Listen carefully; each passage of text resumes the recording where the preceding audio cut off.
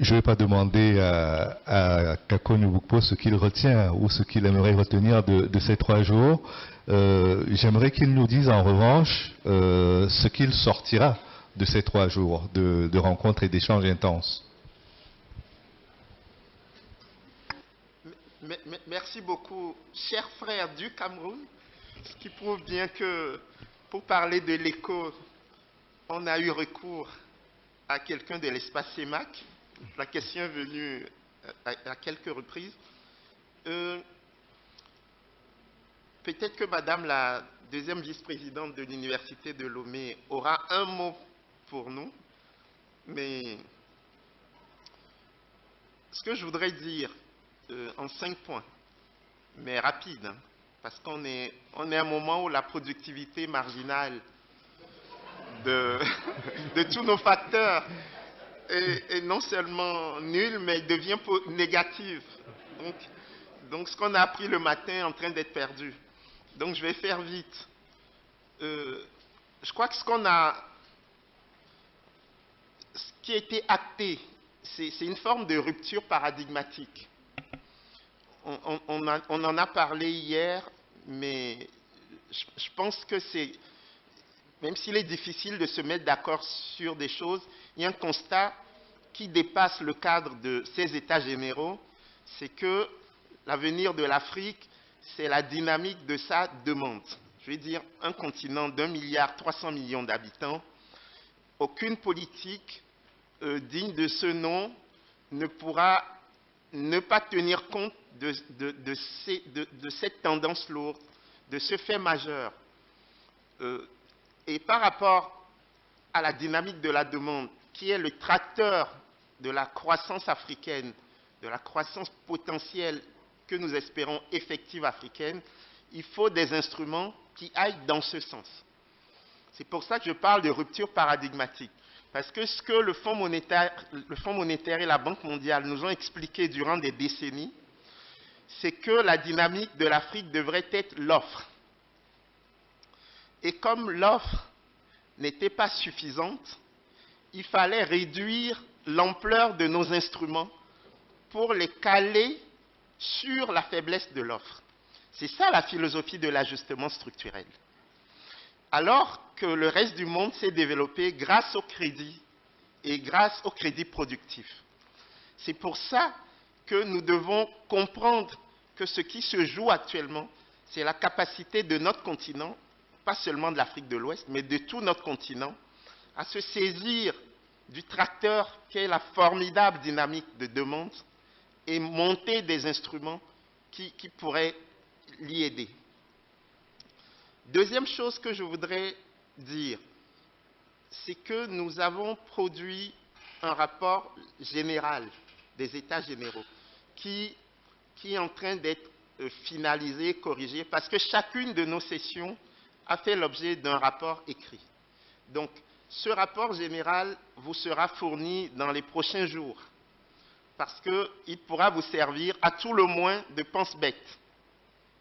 Certains pourraient y trouver des éléments pour continuer leurs travaux de recherche, pour continuer des actions de mobilisation, pour créer des espaces pour avancer par rapport à ce qui se fait ici.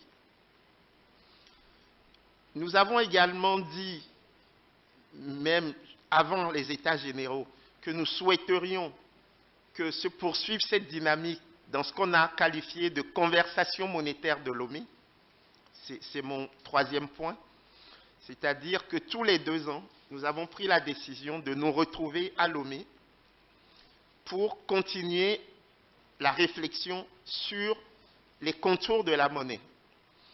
Mon frère Sename Agbodinou, mais qui vient juste de partir, a reposé une question qu'il m'avait posée à Dakar il y a quelques mois, lors des ateliers de la pensée, sur le statut des monnaies numériques. Et ma réponse à laquelle il faisait allusion, c'est de dire, attention, ne confondons pas la forme et le fond. Il y a peut-être un processus de dématérialisation des monnaies, mais les 3 fonctions traditionnelles de la monnaie ne me semblent pas être remises en cause. Unité de compte, intermédiaire des échanges et réserve de valeur.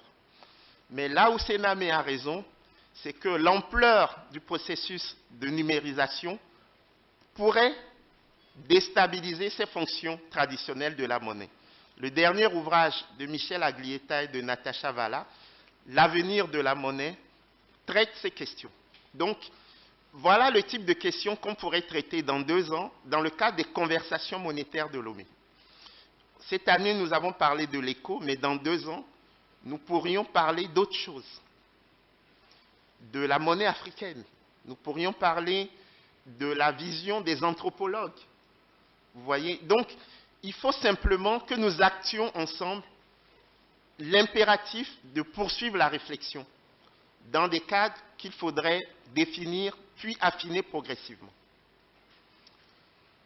4e chose, c'est que nous avons commencé à travailler sur une feuille de route qui vous sera également distribuée dans les minutes à venir et de toutes les façons envoyée également par email avec 24 points.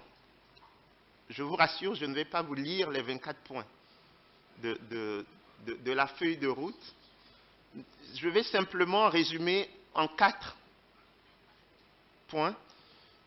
Et le premier point, c'est vraiment l'objectif. Je viens d'en parler, c'est la transformation structurelle des économies de l'Afrique de l'Ouest.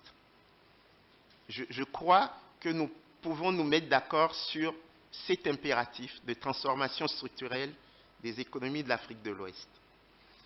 Le deuxième point, c'est le principe que nous avons retenu. Et en fait, il y en a 2. Il y a l'adhésion des populations, parce que c'est une des critiques qu'on pourrait faire à notre initiative, c'est qu'on n'a pas encore mobilisé les populations. Il faut absolument qu'on le fasse. Mais dans le cadre de cette monnaie que nous voulons, la monnaie de la CEDEAO que nous voulons, il faudrait que ce soit la monnaie du peuple. Vous savez, le renminbi chinois, ça veut dire la monnaie du peuple. Et l'autre principe, c'est le principe de solidarité. Et ce principe de solidarité, pour nous, devrait se traduire par la centralisation des réserves de change. Moi qui suis un fervent critique du franc CFA, s'il y a quelque chose de vertueux que je reconnais au franc CFA, c'est d'avoir pu maintenir la centralisation des réserves de change. C'est ce qui illustre la solidarité entre les 8 États de l'Union. Quand l'importateur malien de riz importe son riz, il ne sait pas que c'est grâce aux devises engendrées par les exportations de cacao ivoirien. Il ne le sait pas. Et il n'a pas besoin de le savoir parce que nos chefs d'État ont fait en sorte qu'il n'ait pas besoin de le savoir. Et donc, il faudrait absolument, dans les principes, que la monnaie CEDEAO accepte la solidarité, donc la centralisation des réserves de change. Maintenant, 3e point, le choix. Quel est le choix qui semble se dessiner après nos 3 jours de débat? Ce serait plus une monnaie commune qu'une monnaie unique. C'est-à-dire qu'à tout le moins, on pense qu'il faudrait aller vers une monnaie commune et à horizon additionnel, arriver vers une monnaie unique. Et cette monnaie commune, et ça va être mon point 4, donc quid des modalités de mise en œuvre, c'est la définition d'un panier de devises, avec au moins 4 devises, le dollar américain, le yuan chinois, l'euro et la livre sterling. Parce que si vous voulez faire un panier de devises en Afrique de l'Ouest, il faut penser au Nigeria. Et comme je n'ai cessé de le dire depuis ces 3 jours, pendant ces 3 jours, les réserves de change du Nigeria, c'est en livre sterling, pour l'essentiel. Et le Nigeria, c'est 70% du PIB de la CEDEAO. Et donc, à partir de cette définition d'un panier de devises, on peut mettre en place un corridor. Et ce corridor va permettre aux différentes monnaies nationales qui seront en taux de change fixe, mais ajustables avec le pivot, puisque l'éco sera la monnaie pivot, défini à partir d'un panier de devises, eh bien, ce corridor va permettre de faciliter les convergences.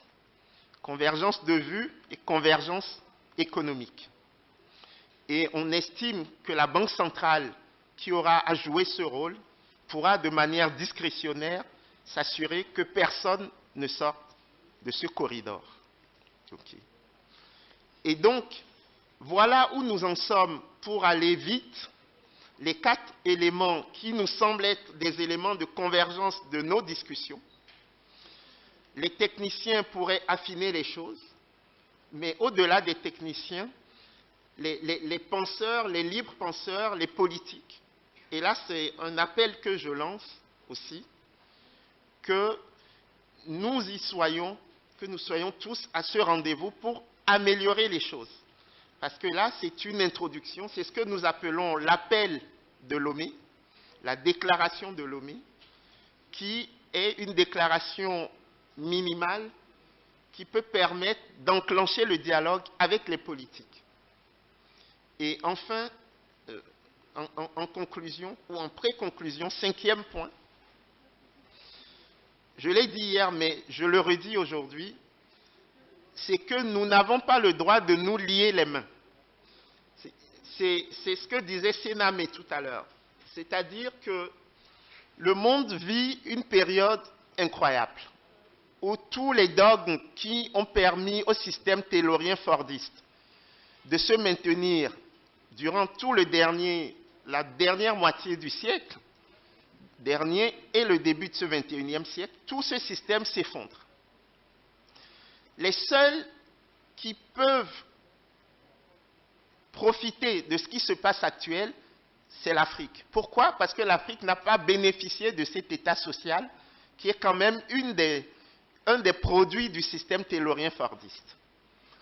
Et malheureusement, on pourrait rater ce momentum, si on adoptait les politiques ultra-répressives au moment même où le reste du monde jette par-dessus bord les politiques ultra-répressives.